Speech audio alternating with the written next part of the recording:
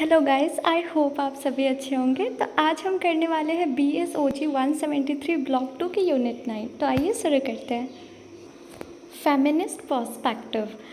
तो पहले आते हैं इंट्रोडक्शन पे। तो इंट्रोडक्शन में ज़्यादा कुछ नहीं, बट इतना दिया है कि जो हमारी वर्ल्ड डेवलपमेंट रिपोर्ट है जो पब्लिश होती है वो 2012 के अकॉर्डिंग अगर हम देखें तो वो जेंडर इक्वालिटी को as a core objective of development मतलब बहुत ही इम्पॉर्टेंट मुद्दा मानते हैं कि जेंडर इक्वालिटी होगी तभी डेवलपमेंट पॉसिबल है।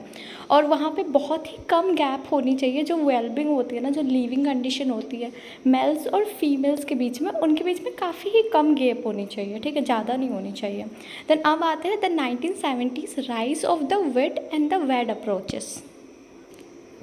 अब जो ये क्या बोलते हैं जेंडर और डेवलपमेंट के बीच का ये जो इंटरसेक्शन या फिर आप रिलेशन बता सकते हो, ये चीज़ें एड्रेस की गई थी एस्थर बॉस्ट्रोप के द्वारा जो 1970 में हुआ था सबसे पहली बार। और उन्होंने ना जो पोस्ट 1945 मतलब 1945 के बाद का जो भी मतलब पीरियड रहा है ना, उसका उन्होंने क्रिटिसाइज़ करते हुए बोला कि ये जो वेस्टर्न डेवलपमेंट मॉडल है वो एक्सक्लूड करती है वुमेन को कोई भी डेवलपमेंट कोर्सेस से। मतलब जो भी डेवलपमेंट पैराडिज्म होता है जिस चीज़ के लिए काम करते, चाहे वो इकोनॉमिक हो सोशल, वहाँ से एक्सक्लूड करते हैं वुमेन को। और उन्होंने ये भी बोला कि वो एक पैसिव बेनिफिशियरी की तरह, जैसे हाउसवाइफ की तरह, होम मेकर्स की तरह, या फिर वो घर पे ही काम करते हैं, उनका कोई कंट्रीब्यूशन नहीं होता इकोनॉमी में क्योंकि उन्हें एक्सक्लूड किया जाता है। ऑल्सो उन्होंने ये कहा कि ये जो मॉडल है हम जो फॉलो करते हैं उसमें ना मेन को एक लीडर ऑफ द फैमिली, जिसे हम पेट्रार्की का नाम देते हैं ना, तो as a leader of the family मानते हैं कि अगर उनकी बढ़ोतरी हो रही है तो वुमेन अपने आप ही मतलब बेटर हो जाएगी उनकी कंडीशन, ऐसा उन्हें माना जाता है। तो जो UN ने ऑर्गेनाइज़ किया था एक वर्ल्ड कॉन्फ्रेंस जो कि 1975 में हुआ था, वहाँ पे उन्होंने डिक्लेयर किया था कि ये जो आगे वाला डिकेड है हमारा, मतलब 1975 के बाद वाला जो आगे वाला डिकेड है वो डिकेड ऑफ वुमेन के नाम से जाना जाएगा। और उसमें हम ये चीज़ पे ध्यान देंगे कि हम किस तरीके से जो वुमेन का अभी रोल है प्रेजेंट के टाइम में उसे रिवर्स कर सके और वुमेन का ज़्यादा से ज़्यादा इन्वॉल्वमेंट ला सके। देन ये सिर्फ अप्रोच इसलिए अडॉप्ट नहीं किया गया था मतलब जब ये अप्रोच हमने अडॉप्ट किया था ना, तब बहुत सारे NGOs वगैरह, पॉलिसीज़ मेकर वगैरह को भी डिफरेंट एरिना के लोगों को इसके अंदर में इंक्लूड किया गया था। ओके, अब अगर हम द विड की बात करें, मतलब जो विड अप्रोच है that is women in development, तो इसका मेन फोकस था कि किस तरीके से हम डेवलपमेंट स्ट्रेटजी में, मतलब जो भी डेवलपमेंट का प्रोसेस हो उसमें वुमेन को इन्वॉल्व कर सकते हैं। वो इस पे भी ध्यान देते हैं कि कितना रिक्वायरमेंट है हमारी पूरी सोशो इकोनॉमिक स्ट्रक्चर में वुमेन की, वो इस चीज़ पे तो ध्यान दे चुके थे। बट इस जो विड अप्रोच की ना इनकम्पिटेंसी थी कि वो ये चीज़ नहीं कर पा रहा था कि वो जो भी कल्चरल या लीगल फैक्टर्स होता है उसको एड्रेस ही नहीं कर रहे थे, जिसकी वजह से बहुत शॉर्ट कमिंग हुआ था, बहुत प्रॉब्लम हुआ था इस अप्रोच में।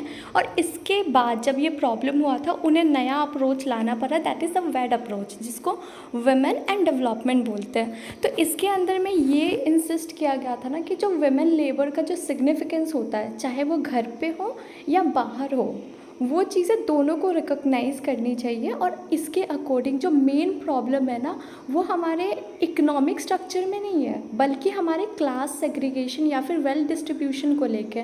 मतलब अगर हम बात करें हमारी इकोनॉमिक सिस्टम की, तो उसमें उन्होंने बोला है कि उसमें तो कोई गड़बड़ नहीं है, बट अगर आप बात करो क्लास सेग्रीगेशन है, मतलब क्लास वाइज बांटा हुआ है ना लोगों के कि ये वुमेन क्लास है, ये ST क्लास है एंड ऑल वाला। एंड देन वेल्थ डिस्ट्रीब्यूशन जो है ना वो बहुत ही इम्बैलेंस है, मेंस को ही दिया जाता है, फीमेल्स को नहीं दिया जाता उतना, लाइक जितना आपको रिक्वायरमेंट है घर चलाने के लिए उतना ही दिया जाता था पहले के टाइम पे, इसलिए। हाउएवर अगर हम देखें तो इस अप्रोच में भी कुछ शॉर्ट कमिंग आई थी।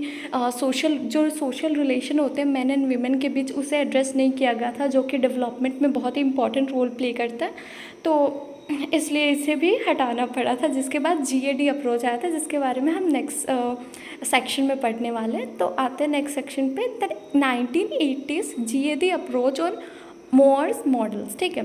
तो इसके अंदर ये बताया गया है कि जो 1980s के बाद अगर हम देखें तो राइज़ हुआ था, जो थर्ड वेव होता है ना फेमिनिज़्म का, वो राइज़ हुआ था, बहुत हाई लेवल पे राइज़ हुआ था, जिसके लेकिन भले ही ये पीरियड तो आ गया था 1980s के बाद कि वुमेन का इन्वॉल्वमेंट बहुत होने लगा था, फेमिनिज़्म आ गया था, कंसेप्ट क्लियर होने लगे थे लोगों के माइंड में, बट वुमेन जो कि लैटिन अमेरिका या फिर और भी डेवलपिंग नेशंस में थे, वो फिर भी फुल सिटीजनशिप इंजॉय नहीं कर पा रहे थे। तो इस गैप को देखते हुए ये दूसरा अप्रोच लाया गया था, जिसको gender and development GAD approach बोलते हैं, ठीक है। तो अब ये चीज़ें ना इसलिए सिर्फ इस चीज़ पे फोकस नहीं करती थी कि वुमेन का इन्वॉल्वमेंट होना चाहिए जो डेवलपमेंट में है, दोनों वुमेन एंड मेल का, जबकि इसमें ये फोकस करते थे ना हम किस तरीके से जो भी ये प्रिवलेंट है, जो इनइक्वलिटी प्रिवेल करती है पूरी इकनॉमी में या फिर पूरी कंट्री में, उससे कैसे लड़ सकते हैं, ठीक है। हमारी जो विमेन की ऑपरेशन होती है प्राइवेट सेक्टर में या फिर घर में, मतलब डोमिनेंस होती है ना, हमें कम दिया जाता है salary as compare to men's, उन्हें ज़्यादा दिया जाता है, भले ही काम हमारा सेम है, इवन हमारे जो घर के काम होते हैं उसमें उतनी इंपॉर्टेंस नहीं दी जाती है। ऑल्सो विमेन की जो लीगल राइट होती है उसको इम्प्रूव करने की कोशिश की गई है कि किस तरीके से वो इफ़ेक्टिवली उसका यूज़ करके अपने आप को एक पॉलिटिकल वॉइस बना सकती है, ठीक है। देन कैरोलिन मोजर ने डिफ्रेंशिएट किया था प्रैक्टिकल और स्ट्रेटेजिक नीड्स को, जिनमें इन्होंने ये बोला था कि प्रैक्टिकल नीड्स का मतलब होता है जो भी विमेंस की बेसिक नीड्स होती है, जैसे फूड, शेल्टर एक्सेट्रा, ये सारी चीज़ें, तो इसे हम प्रैक्टिकल नीड्स बोलते हैं। और दूसरी नीड्स दैट इज़, अगर हम स्ट्रेटेजिक नीड्स की बात करें तो वो होता है फॉर एग्जांपल कोई भी इक्वल वर्क के लिए, अगर दोनों इक्वल काम कर रहे हैं तो पेमेंट भी इक्वली होनी चाहिए, कंट्रोल होना चाहिए ओवर सेक्शुअलिटी, ये नहीं कि दूसरा जेंडर हमें मतलब दबा रहा है या फिर हमारे ऊपर डोमिनेट कर रहा है, ये चीज़ें नहीं होनी चाहिए। ऑल्सो हमारी रिप्रोडक्टिव राइट जो है, ओब्वियसली ये चीज़ें क्योंकि नेचुरल है तो वो हमें मिलनी भी चाहिए। And protection from gender based violence, जो भी जेंडर बेस्ड वायलेंस होता है जो घर पे हो या फिर बाहर हो, ये सारी चीज़ों से भी प्रोटेक्शन मिलनी चाहिए, उन्होंने ये कहा था, ठीक है। अब आते हैं new liberalism and post colonial feminism पे। तो अंडर न्यू लिबरलिज्म अगर हम देखें तो वुमेन को फाइनली विजिबल बना दिया था, मतलब डेवलपमेंट में वो अब दिखने लगे थे, उनका रोल होने लगा था, इम्पोर्टेंट रोल ऑल्सो, ठीक है। बट जो सोशल पॉलिसीज़ ना स्टिल इन्वेड कर रही थी हमें, जो भी सोसाइटी में जो भी पॉलिसीज़ वगैरह प्रिवेल कर रही थी ना, वो कहीं ना कहीं हमें डोमिनेट ही कर रही थी। इवन अगर हम लेबर मार्केट की बात करें तो वुमेन बहुत सारे अनइक्वल कंडीशन को सफ़र करती थी, इवन घर पे भी। ऑल्सो ये जो फीडिंग द बेबी बोलते हैं ना कि आपको परिवार को लाइक लेके चलना है, आपको घर संभालना है, ये चीज़ें ना एक ट्रेडिशनली वुमेन का जॉब माना जाता था, जिसके लिए उसे पे भी नहीं करते थे, तो ये चीज़ें टफ होने लगी थी वुमेन के लिए संभालना। ऑल्सो अगर हम बात करें एक वुमेन का नेटवर्क है जिसे हम development alternatives with women for a new era, जिसको हम DAWN के नाम से भी जानते हैं, वो लाया गया था। और इसने रीडिफाइन किया था डेवलपमेंट, कि डेवलपमेंट का मतलब है कि सोशली रिस्पॉन्सिबल मैनेजमेंट होना चाहिए, और जो रिसोर्सेज का होता है ना उसका यूज़ होने चाहिए इस तरीके से कि जेंडर के बीच में इनइक्वलिटी ना रहे, वो चीज़ें हट जाए, बस इनइक्वलिटी नहीं होनी चाहिए, ठीक है, उनका ये मानना था। और अगर हम पोस्ट कॉलोनियलिस्ट फेमिनिस्ट की बात करें ना, तो उनका ये मानना था ना कि ये जो डेवलपमेंट पॉलिसीज़ है वो अभी भी कॉलोनियलिज्म के फॉर्म को मतलब डिफ़ाइन करती है। जो हमारे कॉलोनियलिज्म के पीरियड में जो हमारी सिचुएशन थी ना सबकी, वो अभी भी कहीं ना कहीं कंटिन्यूड है, भले हम एड्रेस कर रहे हैं फेमिनिज्म के प्रॉब्लम को, बट वो सही नहीं हो पा रही है प्रॉपर, ठीक है, उनका ये मानना था। अब बात कर लेते हैं इको फेमिनिज्म की। तो जो इको फेमिनिस्ट में ये बताया गया है कि जो एक मतलब अगर हम क्रिटिक की बात करें, जैसे कि ये 1970s में इमर्ज हुआ था एज अ काउंटर कल्चर की तरह, कि आप ना पेट्रियार्किकल, जो भी पेट्रियार्कल सोसाइटी है उसकी जो आर्ग्यूमेंट होती है उसके खिलाफ लड़ने के लिए ये चीज़ें लाई गई थी, ठीक है। जिसको लेके जो भी डिस्टिंक्शन होती है ना, जैसे आप इमोशंस के बीच का, इमोशन एंड रीज़न के बीच का डिफ्रेंसिएशन देख सकते हो, नेचर एंड सिविलाइजेशन का देख सकते हो, इवन ट्रेडिशन मॉडर्निटी का, सबका डिफ्रेंशिएशन है, राइट। तो ये क्वेश्चन करती है पेट्रियार्किकल को भी और उस कम्युनिटीज़ पार्टीज़ को भी, मतलब कम्युनिटी पार्टी को जो भले ही एंटी पेट्रियार्किकल है, वो ऐसा मानती है अपने आप को, लेकिन कभी भी इस कंपैरिजन को एज अ कंसर्न उन्होंने कभी रेस ही नहीं किया कि ये कंपैरिजन भी एक प्रॉब्लमेटिक हिस्सा है। तो बस इसी चीज़ को क्वेश्चन करने के लिए इको फेमिनिस्ट आए थे, ठीक है। अब जो अब जो प्रोपोनेंट्स है ना एसेंशियलिज्म के, उनका ये मानना था कि जो फेमिनिज्म होती है या फिर जो विमेन होती हैं वो ज़्यादा क्लोज होती है नेचर से, अगर हम कंपेयर करें मैन से, ठीक है। बट कुछ हिस्से इनमें, मतलब कुछ हिस्से ऐसे भी थे जो इको फेमिनिस्ट के, जो इस चीज़ को रिजेक्ट करते थे कि नहीं, मतलब भले ही वो ये मानते थे कि विमेन ज़्यादा कंपैटिबिलिटी होल्ड करती है नेचर के साथ, उनका रिलेशन ज़्यादा बेहतर है बिकॉज वो ऑब्वियसली सॉफ्ट होती है, बट वो रीज़न आई मीन बायोलॉजिकल या फिर नेचुरल नहीं है, वो चीज़ें इसलिए है बिकॉज हमारी सोसाइटी में जो सोशली या फिर हिस्टोरिकली अगर हम बात करें तो जिस तरीके से वुमेन को रेस किया गया ना हमेशा से, इसलिए हमारा नेचर सॉफ्ट है नेचर के थ्रू। और ऑल्सो क्योंकि हम घर के काम करते थे ना, सॉरी हम नहीं, मतलब जो वुमेन जो पहले के टाइम पे थी वो घर के काम करते थे, तो उन्हें लाइक पहले के टाइम पे गैस वगैरह नहीं थी ना, तो उन्हें बाहर जाना पड़ता था, लकड़ियाँ इकट्ठे करने पड़ते थे, तो ये सारे काम में उन्हें नेचर से इन्वॉल्वमेंट होता था उनका काफ़ी चीज़ें, चाहे वो सब्जियां लाना हो या फिर लकड़ियाँ लाना हो, ये सारी चीज़ें, तो इसलिए उनका ज़्यादा कनेक्शन होता है नेचर के साथ, ठीक है। ये चीज़ें सोशली कंस्ट्रक्टेड है। अब आते हैं इकोनॉमिक फेमिनिस्ट पे, absence of care in the idea of development.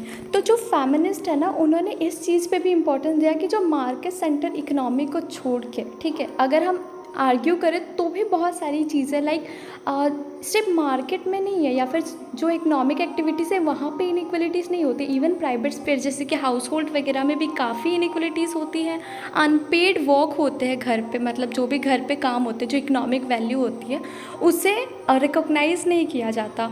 और उन्होंने इस चीज़ को भी एक्सपोज किया था कि जो फेलियर है ना दोनों मैक्रो पॉलिटिक्स में, macro politics in the sense all over जो हमारा सोशल सिस्टम चलता है जो पॉलिटिक्स को लेके, वो I mean policies sorry, then macro economist I mean micro economist, ठीक है, जो भी हमारे लेवल पे जो छोटे मोटे जो घर के हाउस होल्ड लेवल पे होती है ना, जो उसमें भी हमें बिल्कुल रिकॉग्नाइज नहीं किया जाता, ये कंसर्न था उनका, ठीक है। अब आते हैं measuring women's place in development. तो सबसे पहला ह्यूमन डेवलपमेंट इंडेक्स की बात कर लेते हैं। तो ये डेवलप किया गया था यूएनडीपी के द्वारा, ताकि हम 3 सिग्निफिकेंट इंडिकेटर पे या फिर 3 इंडिकेटर ऑफ डेवलपमेंट पे फोकस कर सके, that is health, knowledge and wealth, जिसके बारे में हमने इससे पहले वाले चैप्टर में ऑलरेडी डिस्कस किया है डिटेल्स में, तो मैं डिटेल्स में नहीं जाऊँगी, इसलिए आपको मेन पॉइंट समझा देती हूँ, ठीक है। अब आते हैं gender related human development index पे। तो ये इंट्रोड्यूस किया था 1995 में, और ये एड्रेस कर रहा था जो भी जेंडर गैप्स होती है ना, जो भी इंडिकेटर्स, उस चीज़ को। और तीसरा है जेंडर एम्पावरमेंट मेज़र, ये मेज़र करती है जो भी जेंडर इनइक्वलिटीज़ होती है की एरियाज जैसे कि इकोनॉमिक में या फिर पॉलिटिकल डिसीजन मेकिंग में उनके पार्टिसिपेशन को लेके उस चीज़ को एड्रेस करती है, ओके। अब हम आते हैं नेक्स्ट पे, that is approaches to integrate women in development. तो सबसे पहला है वेलफेयर अप्रोच। अब इस अप्रोच का ये अजम्पशन है कि जो ओवरऑल इम्प्रूवमेंट होती है इकोनॉमी की, या फिर अगर हम ये बात करें तो इनका ये कहना है कि अगर हस्बैंड की जो इकोनॉमिक कंडीशन होती है और जो कंट्री की इकोनॉमिक कंडीशन होती है अगर वो इम्प्रूव हो गई है, तो इनडायरेक्टली जो वुमेन होती है उनका भी मतलब इम्प्रूवमेंट हो जाएगा या फिर उनकी कंडीशन भी सही हो जाएगी, इन ऐसा मानना है, ठीक है। क्योंकि उन अभी भी ना वुमेन लूजिंग साइड में ही थी, मतलब वो उनको रिकॉग्नाइज़ नहीं किया था इसके थ्रू, ठीक है।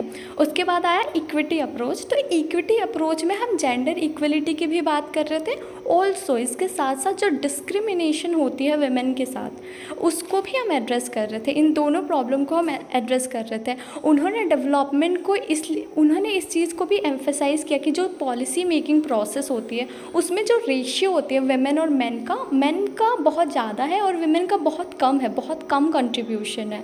तो इस चीज़ को भी सही करनी चाहिए, यहाँ पे भी इक्वालिटी आनी चाहिए। और जो बेनिफिट होती है ना, जो हम पॉलिसीज़ वगैरह बनती है, जो भी इकोनॉमिक बेनिफिट होती है वो दोनों में इक्वली बटे होने चाहिए। ऐसा नहीं कि आप मेन को दे रहे हो काम का, वो भी सेम काम का ज़्यादा दे रहे हो एंड देन वुमेन को नहीं दे रहे हो, ये चीज़ें नहीं होनी चाहिए। उन्होंने ये भी एड्रेस किया था इस अप्रोच के थ्रू। अब आते हैं एंटी पॉवर्टी अप्रोच पे। तो ये इसमें ये बताया गया है कि जो भी प्रोडक्टिव या फिर रिप्रोडक्टिव रोल्स होता है ना वुमेन का, वो इनकम जनरेशन या फिर वेज एम्प्लॉयमेंट को लेके यहाँ पे जो प्रॉब्लम आती है ना, उस चीज़ को इन्होंने एड्रेस किया था कि ये भी पॉवर्टी का एक बहुत बड़ा रीज़न है कि कहीं ना कहीं हम पोर ही रह रहे हैं, राइट, क्योंकि हमारा इकोनॉमिक कंडीशन स्टेबल ही नहीं है, हम डिपेंडेंट है अपने हस्बैंड या फिर जो भी male members of the society है। अब आते हैं एफिशिएंसी अप्रोच पे। तो ये अप्रोच ये एम करती है कि जो भी प्रोडक्शन या फिर इकोनॉमिक ग्रोथ है उसमें फुल यूटिलाइजेशन होना चाहिए ह्यूमन रिसोर्सेज का, और ह्यूमन रिसोर्सेज में बोथ वुमेन एंड मेन के जो रोल्स और रिस्पॉन्सिबिलिटीज़ होती है उसको रिकग्नाइज करना बहुत ज़रूरी है। कि जब हम कोई भी स्ट्रैटेजी डेवलपमेंट के लिए प्लान करते हैं, कोई भी पॉलिसी बनाते हैं, तो उन चीज़ों में दोनों का इंटरफेरेंस, दोनों का इन्वॉल्वमेंट होना बहुत ज़रूरी है। ठीक है। अब next point is empowerment approach. अब एम्पावरमेंट अप्रोच ये एम करती है कि जो भी सेल्फ रिलायंस होता है ना विमेन का, वो इस चीज़ को मतलब रिकॉग्नाइज कर सके, समझ सके कि उनकी क्या वैल्यू है। एंड देन उनका जो इन्फ्लुएंस होती है सोसाइटल, लेजिस्लेटिव या फिर पॉलिसी, लीगल, इकोनॉमिक, किसी भी फील्ड में वो बहुत ही इम्पॉर्टेंट है। और विमेन को ये चीज़ें भी रिकॉग्नाइज़ करनी बहुत ज़रूरी है। जब तक आप अपने अंदर एम्पावरमेंट लेके नहीं आओगे ना, जब तक आप अपनी वैल्यू रिकॉग्नाइज़ नहीं करोगे, तब तक सोसाइटी कभी आपकी वैल्यू को रिकॉग्नाइज़ नहीं कर सकती है। तो ये था ओवरऑल इस चैप्टर में। आई होप आपको समझ आया हो। कोई भी कन्फ्यूजन हो आप कमेंट सेक्शन में पूछ सकते हो, हम ऑब्वियसली जवाब देंगे। एंड देन आपको इसका नोट्स हमारे टेलीग्राम चैनल पे मिल जाएगा। तब तक के लिए बाय बाय, थैंक यू।